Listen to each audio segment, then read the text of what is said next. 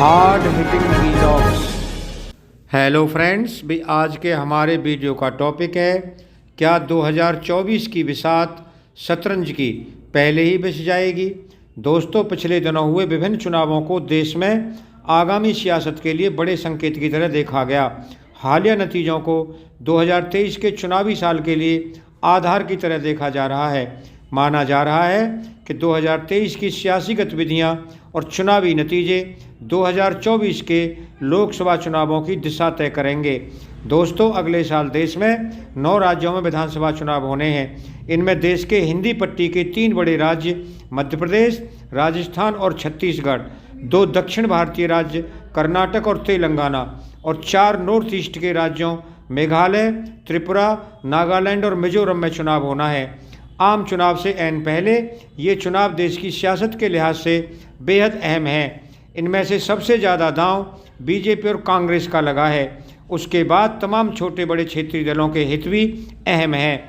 दोस्तों, 4 राज्यों मध्य प्रदेश, राजस्थान, छत्तीसगढ़ और कर्नाटक में कांग्रेस और बीजेपी का सीधा मुकाबला है। हालांकि कर्नाटक में जनता दल सेक्युलर भी मुकाबले में है, लेकिन सत्ता की आजमाइश कांग्रेस और बीजेपी के बीच होनी है। इन 4 राज्यों में से 2 राज्यों में बीजेपी और 2 में कांग्रेस की सरकार है। ऐसे में बीजेपी की कोशिश रहेगी कि अपने इन दोनों किलों को बचाकर कांग्रेस के गढ़ में सेंध लगाई जाए। वहीं कांग्रेस की जद्दोजहद अपने किले बचाकर बाकी 2 राज्यों में सत्ता वापसी की रहेगी। अगर कांग्रेस इन चुनावों में बेहतर प्रदर्शन करती है तो पीएम मोदी के नेतृत्व वाले एनडीए को टक्कर देने वाले एक मजबूत विपक्षी धुरी के तौर पर उभर कर सामने आएगी।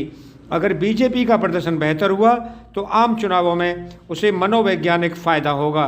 दोस्तों, तेलंगाना सहित बाकी के पूर्वोत्तर के राज्य क्षेत्रीय दलों के अलावा बीजेपी और कांग्रेस के लिए अहम हैं। तेलंगाना में बीजेपी केसीआर की भारत राष्ट्र समिति को सत्ता से बेदखल करने में लगी है। बीजेपी के लिहाज से त्रिपुरा भी अहम है, जहां पिछली बार उसने लेफ्ट के किले को ध्वस्त कर अपनी सरकार बनाई थी। बीजेपी की कोशिश इसे भी बचाने की रहेगी। फ्रेंड्स, देश में पीएम मोदी नीति बीजेपी के सामने विकल्प पेश करने की कोशिशें हो रही हैं। एक स्वाभाविक विकल्प कांग्रेस और उसके सहयोगी दलों का है।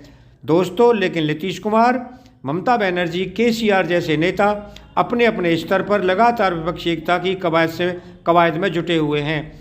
अगले साल विपक्षी दलों की गोलबंदी में और तेजी आने की उम्मीद है।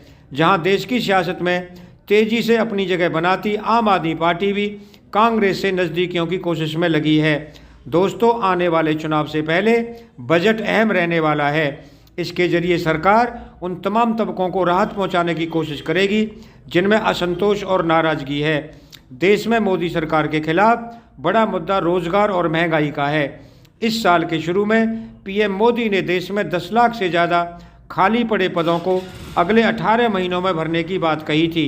ऐसे में आने वाले साल में केंद्र सरकारी पदों को भरने की प्रक्रिया में तेजी दिखाकर लोगों की नाराज़गी दूर करने की कोशिश कर सकता है। हालांकि आने वाले समय में ओल्ड पेंशन स्कीम यानी ओपीएस एक बड़ा मुद्दा बनने जा रहा है।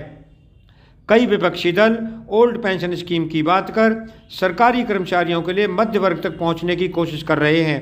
इसका ताज़ा उदाहरण हिमाचल प्रदेश के चुनावों में दिखाई दिया, जहां कांग्रेस ने ओपीएस लागू करने की बात कही। इस मुद्दे ने हिमाचल प्रदेश के नतीजों में अहम भूमिका निभाई।